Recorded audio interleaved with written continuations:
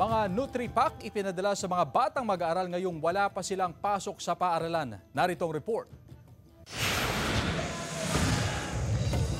Dahil wala pang pasok ang mga mag-aaral ng Maluwod Elementary School, pinadalhan sila ng Nutri-Pack ng pamunuan ng paaralan. Tinawagan ang mga magulang at guardian upang kunin sa paaralan ang mga Nutri-Pack para sa kanilang mga anak. Naglalaman ito ng gatas, 2 Nutriban, biskwit at bigas. Si Nanay Lydia, 5 Nutri-Packs ang kanyang iniuwi para sa kanyang mga apo. Nakisuyo na rin ang ilan niyang kapitbahay para kunin ang Nutri-Pack para sa mga anak nilang nag-aaral.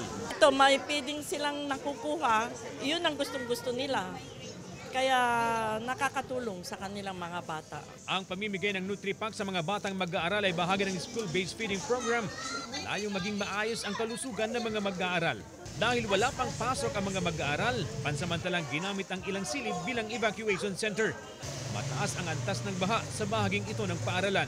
Kung pwede nang pumasok ang mga mag-aaral, lilipat sa gym ang mga evacuee na nasa silid. Nakikipag-coordinate rin naman po kami sa barangay for them to kung saan baka pwede na sila sa gym.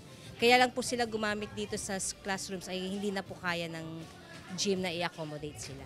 Samantala, pahirapan ang usad ng mga sasakyan sa mga binabahang bahagi ng kalsada sa lungsod. Tulad ng kalsadang ito sa Barangay Tapwak at ang bahaging ito ng Old Venecia Highway. Kasama si Daryl Peralta, CJ Torida, One North Central Luzon.